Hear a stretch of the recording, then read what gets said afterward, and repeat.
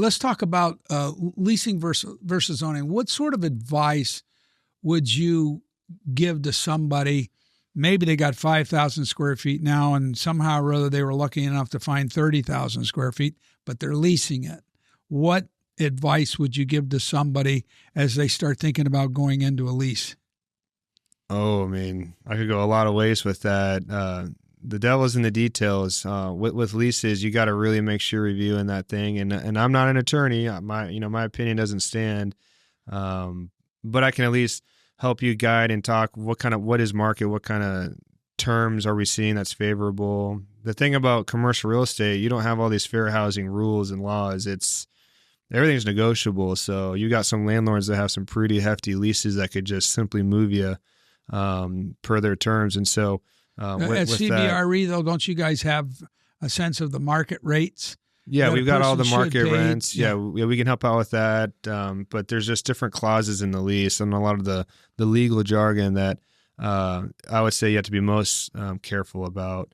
One of the biggest issues that some of my clients have had is they've missed their renewal dates. So when you do a new lease, you usually have some built-in options to renew. So let's say you're in that 30,000 feet. You have a 5-year lease. Well, you might have 2 options to renew for 5 years. So you can control the asset for 15 years, but you're only on the hook for 5 years. And that's nice for these companies that are growing and they don't know how much space they really need.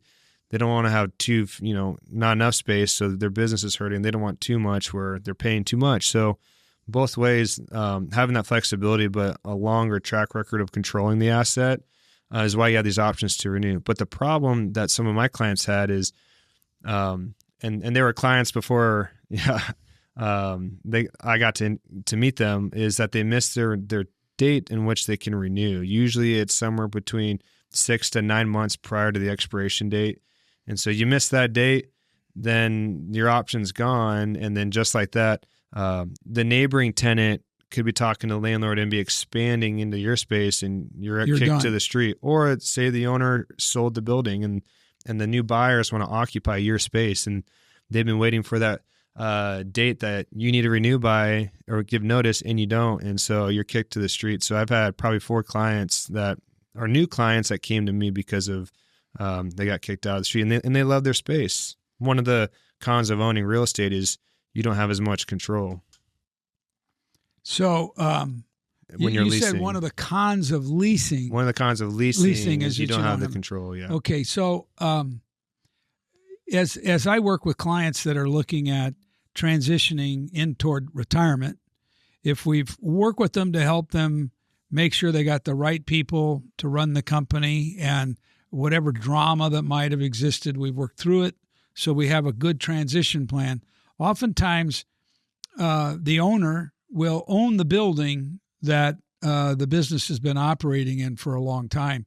And what's nice about that is they can still own the building, even though they've sold the company or transitioned the company, and they can use the building for rental income to help support them through retirement. Totally. And it's better than buying a bond that's paying interest.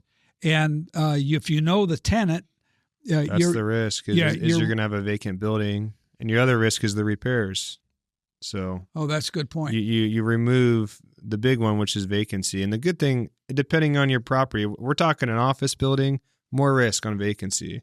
Industrial usually will re-tenant pretty well. So knowing your tenant is great because you want to make sure they're taking care of your building and that there's not any negligence and deferred maintenance happening. Because as an owner, the biggest cons are having to front the repairs. But again, that commercial lease, sometimes a lot of those repairs can be on the tenant. Well, and so you can really make it a sweet deal for you to retain real estate.